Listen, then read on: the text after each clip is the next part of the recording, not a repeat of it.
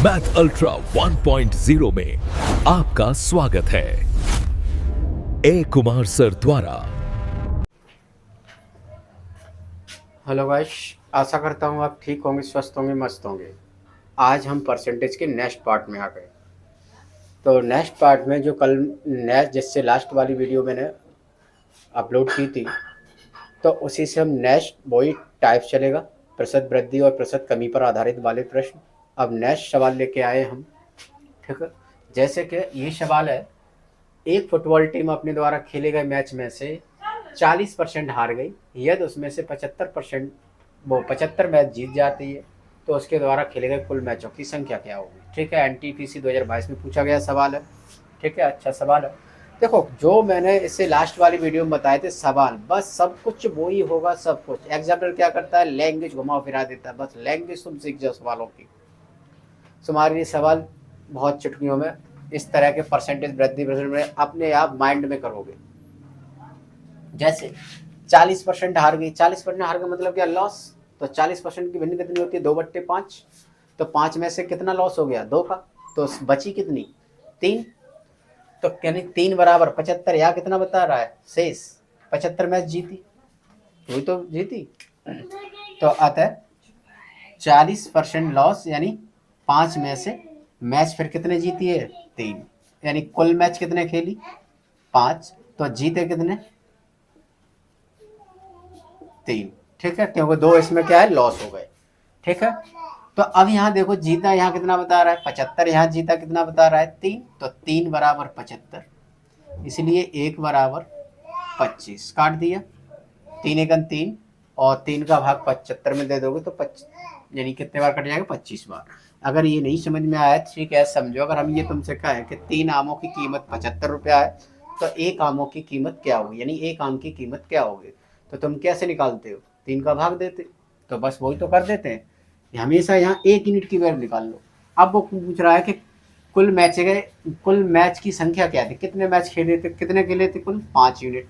तो एवरेज हम निकाल चुके हैं, तो 25 पंजे 125, इसलिए कुल मैच बराबर 5 गुणा 25 बराबर 125। आंसर कौन सा है, ए ऑप्शन। ठीक है, तो इस सवाल को हम ऐसे भी कर सकते हैं, अगर वो 40% हार गई है तो जीती कितनी होगी, 60%। तो इसीलिए हम सवाल को इसे ऐसे भी कर सकते हैं, सॉल्यूशन 2 करके 60%, और यहाँ जीती कितनी है, 75, इसलिए 1 बराबर 75/60 गुणा 100। ठीक है, तो अब इसे हम क्या है, 20 से काट देंगे, 20 तिया 60, और 20 पंजे 100, 25 से ये कट जाएंगे, 25 बार 25 पंजे 125, आंसर। ठीक है, तो ये भी ज़्यादा टाइम नहीं लगेगा, तुम्हारी कैलकुलेटर या गुणा भाग करने की स्पीड अच्छी है तो ये भी अच्छा मेथड है। ठीक है, ओल्ड मेथड है। ठीक है, लेकिन ये भी फास्ट है। लेकिन ये तुम जब ही करना जब तुम्हारा गुणा भाग और अच्छा हो। ठीक है, लेकिन अगर तुम्हें ये चीज़ आ जाएगी तो इसमें तुम्हें फिर भी पेन चलाना पड़ेगा वहाँ, लेकिन इसमें तो पेन भी नहीं चलाना पड़ेगा।